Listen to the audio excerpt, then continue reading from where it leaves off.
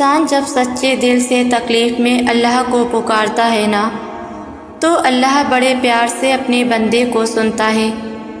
جب وہ اللہ کو اپنے دل کا حال سناتا ہے اور اس سے مدد طلب کرتا ہے نا، تو اللہ بھی اس کی تکلیفوں کو جڑ سے مٹا دیتا ہے، کیونکہ اللہ سبحانہ و تعالیٰ کبھی اپنے بندوں کو تکلیف میں نہیں دیکھ سکتا۔ اللہ ہی سب کو سب کچھ دیتا ہے، تمہارا وجود، تمہارا دل، تمہارا نفس، مگر پھر بھی اللہ تم سے جو بھی اپنی راہ میں اپنی رضا کے پردے میں لیتا ہے، اسے بہتر کر کے یا اس سے بہتر لوٹاتا ہے۔ سو اس لینے دینے کے چکر میں یقینی طور پر خوف سے بے خبر ہو جاؤ۔ آزمائش کی تپتی آگ میں جلتے مسکراتے ہوئے یقین تو اس بات کا رکھو کہ اس سفر میں وہ تم پر اپنے ساتھ کا، اپنی محبت کا راز عیاں کرے گا۔ آزمائش کی بھٹی میں جان بلب تشنگی میں صبر کا جام وفا کی چاشنی دے گا، تمہارے کچھ نہ ہونے میں اپنے ہونے کا احساس دے گا۔ آزمائشیں، رکاوٹیں، مصیبتیں، ان سب کی ایک خاصیت ہے کہ جب یہ انسان کے گلے پڑ جائیں تو گناہگار سے گناہگار انسان بھی واپس اللہ کی طرف پلٹ آتا ہے۔ یہ تنگ ضرور کرتی ہیں، رلاتی بھی ہیں، مگر دیکھا جائے تو کچھ وقت کے لیے ہی صحیح، مگر اپنے رب کو یاد کرنے کا سبب ضرور بنتی ہیں۔ اور جب یہ دنیا فانی ہے، اس کی ہر چیز فانی ہے، تو پھر فنا ہو جانے والی تکلیف کی عوض غیر فانی اللہ کا قرب اور اس کی معرفت مل جائے تو یہ گھاٹے کا سودا تو نہیں۔ اپنی ہر اس تکلیف پر اللہ کا شکر ادا کیا کرو جو تمہیں دنیا سے بیزار کر کے اپنے اللہ کے قریب لے آئے، کیونکہ دنیا ختم ہونے والی چیز ہے، لیکن اس رب کی قربت بہت قیمتی ہے۔ اور ان منزلوں پر خوش ہو جاؤ جو اللہ نے تمہارے لیے چنی ہیں، پھر وہ تمہیں ان منزلوں تک خود ہی لے جائے گا جن تک تم پہنچنا چاہتے ہو۔ تمہارا یقین اور صبر ہی تمہارا مقدر ہے۔ اپنا درد صرف اللہ کو بتاؤ۔ جب درد حد سے بڑھ جائے یا چھوٹی سی چھوٹی مشکل بڑھ جائے، آپ صرف اللہ کو پکاریں اور اللہ کو آپ بتائیں کہ آپ کو کیسا لگتا ہے، اور بتائیں آپ کی کیا چاہت ہے، رات کی ہو یا کسی بھی پہر، کیونکہ اللہ ہمیشہ آپ کے ساتھ ہے۔ بس آپ ایک بار اس سے رجوع کریں، باقی دل کی بات اور نیت سے اللہ واقف ہے۔ اللہ کبھی تنہا نہیں چھوڑتا۔ اللہ کی محبت کا نور جب سینے میں اتر جائے تو اس نور سے انسان کا اندر باہر چمک اٹھتا ہے۔ قلب کی تاریکیاں معمولی نہیں ہوتی، یہ انسان کے وجود کو تاریک کر دیتی ہیں۔ ہر نعمت بے بہا ہونے کے باوجود انسان بے قرار رہتا ہے، اس لیے اللہ سے ہمیشہ دلی سکون اور اس کی محبت کی دعا مانگیں۔ چاہے ہر دروازہ بند ہو چکا ہو، ہر امید ٹوٹ گئی ہو، ہر جگہ سے صرف مایوسی ملی ہو، لیکن ہمیشہ یاد رکھنا کہ ایک در ہے جو ہمیشہ کھلا ہے، ایک امید ہے جو ہمیشہ سے ہے اور ہمیشہ رہے گی، ایک دروازہ ایسا ہے جو کبھی بھی تمہیں بند نہیں ملے گا، ایک محبت ایسی ہے جو تمہارے لیے ہر وقت ایک جیسی رہتی ہے، جو تمہیں ہمیشہ سب سے بڑھ کر چاہتی ہے۔ کوئی ہے جو تمہارے ساتھ ہمیشہ سے ہے اور ہمیشہ رہے گا، اور وہ تمہارا اللہ ہے۔ وہ واحد در، واحد امید، واحد محبت، واحد سہارا اور آسرا صرف اللہ ہے۔ پھر چاہے لوگ تمہیں کتنا ہی مایوس کیوں نہ کر دیں، پھر چاہے تمہیں لوگوں سے بار بار انکار سننا پڑے۔ ہمیشہ یاد رکھنا کہ جس کا انکار معنی رکھتا ہے وہ واحد ذات اللہ کی ہے، اور جب تک اس کا انکار نہیں آتا تب تک امید باقی ہے۔ اس کو منا کر اس سے اقرار کروانے کی امید۔ وہ تو خود کہتا ہے کہ مجھ سے مانگو میں دوں گا، تو پھر تم کیوں لوگوں کے انکار سے پیچھے ہٹ گئے ہو؟ کیوں تم بار بار خود کو لوگوں کے سامنے لے جاتے ہو، انہیں مناتے ہو؟ حالانکہ دینا تو اللہ نے ہے، اور اللہ نے تو ابھی انکار کیا ہی نہیں۔ اور کیا پتہ وہ راضی ہو، وہ تمہیں عطا کرنا چاہتا ہو، اور ابھی صرف صبر کا وقت ہو۔ تو پھر تم بھی حوصلہ نہیں ہارو اور آگے بڑھو، اللہ کو مناتے رہو، اور بس یقین رکھو کہ سب ٹھیک کر دے گا اللہ۔ کسی نے مجھ سے پوچھا، ایک ہی دعا کا بار بار لبوں پر آ جانا، دعا نہیں بھی مانگنا چاہتے تو بھی خود سے دل میں آ جانا، ایسا کیوں ہے؟ تو سنو، کہتے ہیں نا، اگر اللہ دل میں کوئی خیال ڈالتا ہے تو اسے پورا کرنے پر بھی قادر ہے۔ تو دعا تو مانگو، اور ضرور مانگو، کیونکہ وہی تو ذات ہے جو سنتی ہے، لیکن ساتھ اللہ پر یقین بھی لازم ہے۔ تمہیں تو خبر بھی نہیں کہ اللہ تمہارے لیے کیسے کیسے ذریعے بناتا ہے، تمہیں جو آخری وسیلہ لگ رہا ہوتا ہے اصل میں وہ تو اللہ کے وسیلوں کا آغاز ہوتا ہے، کیونکہ تم اس کی صلاحیتوں کا گمان نہیں کر سکتے۔ تم یہ کبھی نہیں سمجھ سکتے کہ اس نے کن کن بہانوں سے تمہیں نوازنے کے منصوبے بنائے ہیں، اور کن کن راستوں سے اس نے تمہیں عطا کرنا ہے۔ اور اس کی سب سے بڑی دلیل تہجد ہے کہ اللہ نے یہ ایسی نماز بنائی جس کا صلہ صرف اور صرف عطا ہے۔ وہ چاہتا تو تہجد بناتا ہی نہ، لیکن اس نے عطا کرنا تھا، اور اس نے ان عطاؤں کے لیے تہجد جیسا بہانہ بنا دیا۔ یہی خاصیت ہے ہمارے رب کی کہ وہ ہماری پسند ہم تک لانے سے کبھی بھی انکار نہیں کرتا۔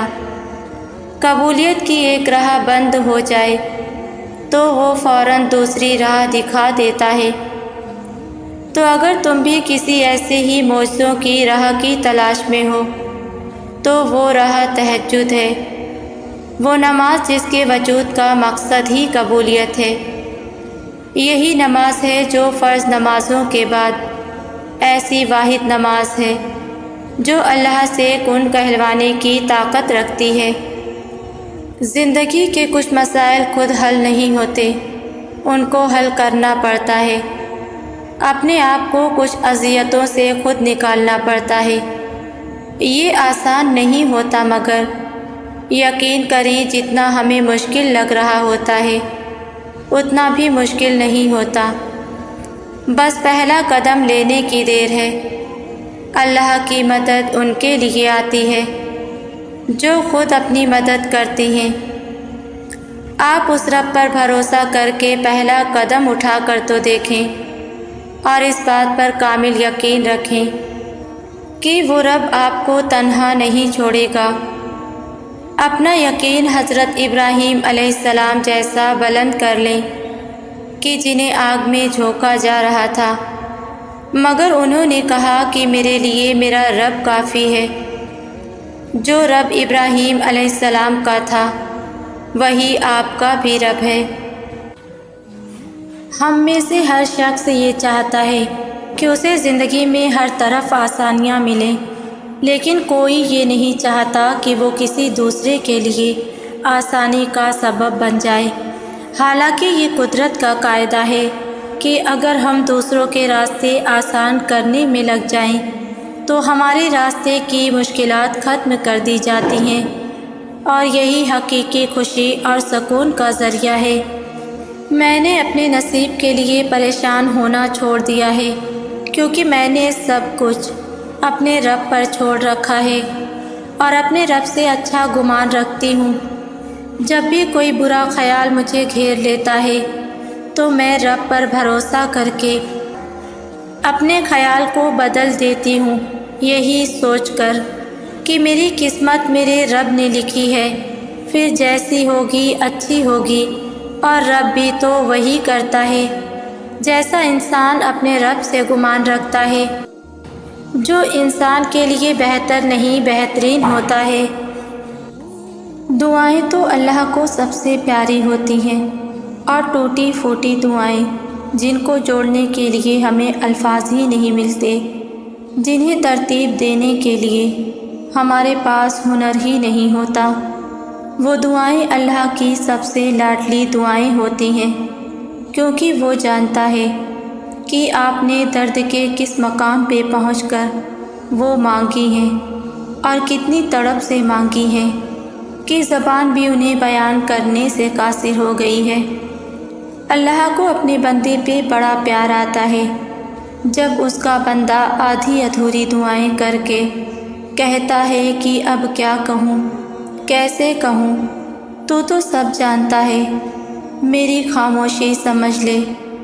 یعنی آپ نے یہ مان لیا ہے کہ وہ جانتا ہے اور وہ جان لے گا، تو پھر اللہ بھی کہتا ہے کہ لو پھر جان گیا میں، سن لیا میں نے، اور اب تیار ہو جاؤ کہ میں عطا کرنے والا ہوں۔ تمہاری ساری بے ترتیب دعاؤں سے تمہارے نصیب کو ترتیب دینے والا ہوں، اور پھر کیسے چیزیں اپنی جگہ پر واپس آ جاتی ہیں اور کیسے دل کی بکھری ہوئی دنیا سمٹ جاتی ہے، ہم تو دیکھتے ہی رہ جاتے ہیں۔ میرے پیارے اللہ کے سارے کام ہی بڑے پیارے اور انوکھے ہوتے ہیں، تو پھر مانگتے رہیں، الفاظ نہ ملے تو رو دیں، کیونکہ وہ سب سمجھتا ہے، وہ تو چیونٹی کی دھڑکن بھی سنتا ہے۔ ہمیں تو پھر اس نے اشرف المخلوقات کا درجہ دیا ہے، ہم سے تو پھر اس نے سب سے زیادہ محبت کی ہے۔ دعائیں یا تو آپ کے نصیب کو ترتیب دے کر آپ کے مطابق کر دیتی ہیں، یا پھر آپ کو ترتیب دے کر اللہ کے مطابق کر دیتی ہیں، لیکن رد کبھی نہیں ہوتی۔ کیا آپ جانتے ہیں کہ اللہ کن سے پیار کرتا ہے؟ آؤ تمہیں بتاتی ہوں اللہ کن سے پیار کرتا ہے۔ اللہ ان سے پیار کرتا ہے جو آزمائش میں بھی کوشش کرنا نہیں چھوڑتے۔ اللہ ان سے پیار کرتا ہے جو تاخیر کے بعد بھی مانگنا نہیں چھوڑتے۔ اللہ ان سے پیار کرتا ہے جو دلوں میں نفرتیں نہیں رکھتے۔ اللہ ان سے پیار کرتا ہے جو دل دکھنے کے بعد بھی دل دکھانے والوں کے حق میں دعا کرتے ہیں۔ اللہ ان سے محبت کرتا ہے جو اس کے بنائے ہوئے دلوں کا خیال رکھتے ہیں۔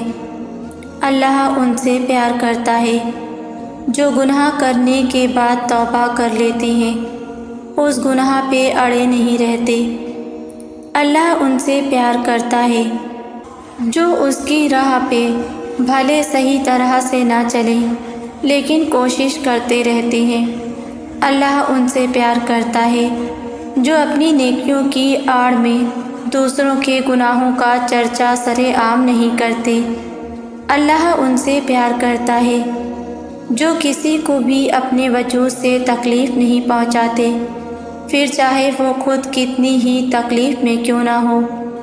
اللہ ان سے پیار کرتا ہے جو اپنے مطلب کے لیے ہی صحیح لیکن اس سے رجوع کرتے ہیں۔ اللہ ان سے پیار کرتا ہے جو اس کے مخلوق سے پیار کرتا ہے۔ اللہ ان سے پیار کرتا ہے جو اس کے رسول صلی اللہ علیہ وسلم سے پیار کرتے ہیں۔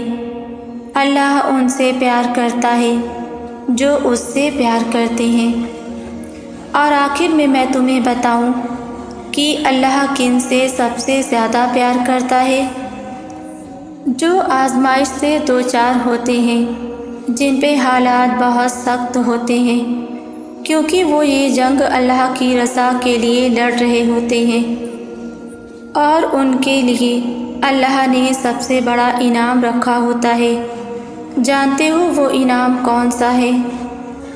اللہ کی محبت کا انعام ہوتا ہے ان کے لیے، ایسا انعام جو وہ سوائے چند لوگوں کے کسی کو نہیں دیتا، ایسا انعام جسے پانے کے بعد عرش والے بھی اور دنیا والے بھی اس شخص کو رشک سے دیکھتے ہیں۔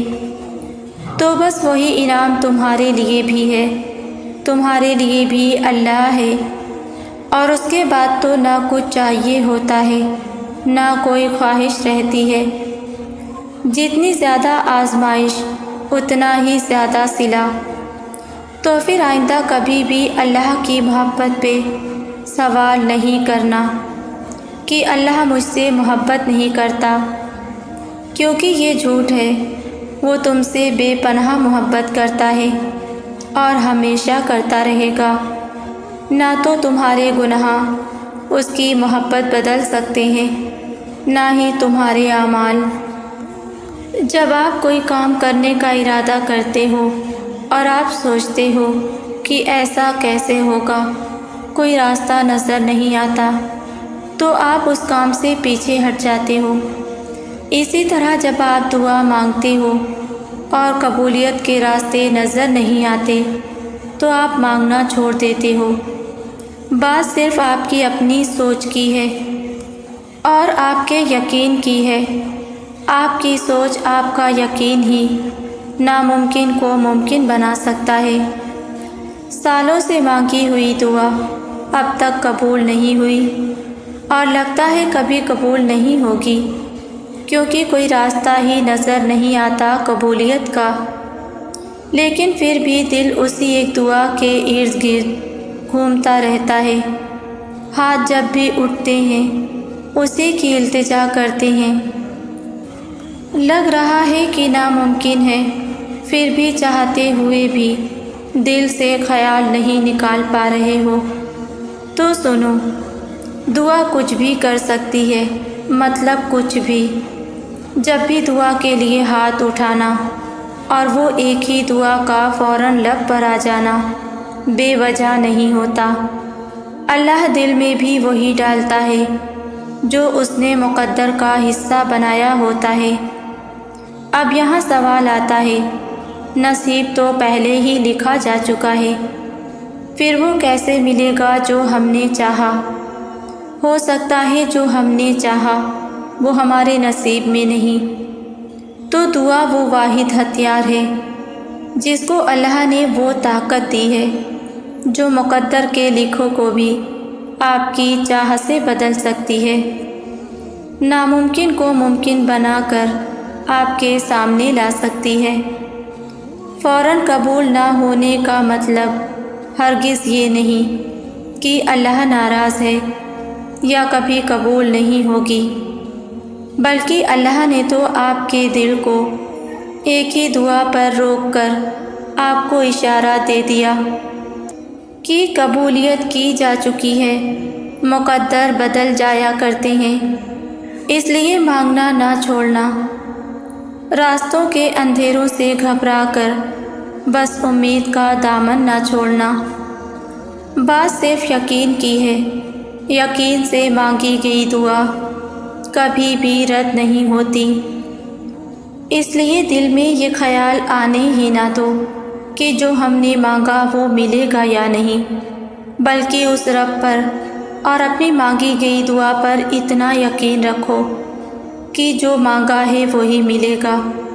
ہمارے لیے اگر نہیں بہتر تو آپ کا یقین آپ کی دعا سے آپ کا رب اسے بہتر بنا کر آپ کی جھولی میں ڈال سکتا ہے، اور جس پر دنیا ناممکن کی مہر لگا چکی ہے اس پر جلد ہی اللہ ممکن کی مہر لگا دے گا۔ زندگی میں آزمائشیں تو آتی رہتی ہیں، اور آزمائش انہی پر آتی ہیں جن کے ایمان مضبوط ہوتے ہیں، جن کا یقین پختہ ہوتا ہے۔ ان کا یقین آزمایا جاتا ہے کہ اللہ کا بندہ اللہ کے لیے کتنا صبر کرتا ہے۔ کہیں آزمائش کو دیکھ کر مایوس تو نہیں ہو جاتا۔ ہم کہتے ہیں کہ ہماری تکلیف ہماری برداشت سے باہر ہوتی جا رہی ہے، اب ہم سے نہیں برداشت ہو رہا، جبکہ اللہ سبحانہ و تعالیٰ قرآن میں فرماتا ہے کہ میں کسی بھی جان کو اس کی طاقت سے زیادہ نہیں آزماتا ہوں، پھر بھی ہمیں لگتا ہے کہ ہم برداشت نہیں کر پائیں گے، اور پھر ہم اس پر یقین رکھنے کے بجائے حالات سے اور وقت سے مایوس ہو جاتے ہیں۔ پتہ ہے اللہ پر یقین پختہ ہوگا نا تو زخم چاہے کتنا بھی گہرا ہو اثر نہیں کرے گا۔ اللہ پر یقین رکھنے والے مایوس نہیں ہوا کرتے، بلکہ اپنے معاملات اللہ کے سپرد کر کے بے فکر ہو جایا کرتے ہیں، کیونکہ دنیا میں وہی انسان سکون میں رہتا ہے جنہیں اپنے معاملات اللہ کے سپرد کرنے کی عادت ہو، پھر حالات جو بھی ہوں ان کے دل میں سکون اطمینان ہوتا ہے کہ اللہ ہے نا، وہ سب جانتا ہے، سب سنتا ہے، سب دیکھ رہا ہے، لوگ چھوڑ دیں وہ نہیں چھوڑتا اکیلا، ہم وہ چاہتے ہیں جو ہمیں اچھا لگتا ہے، اور اللہ وہ دیتا ہے جو ہمارے لیے اچھا ہوتا ہے۔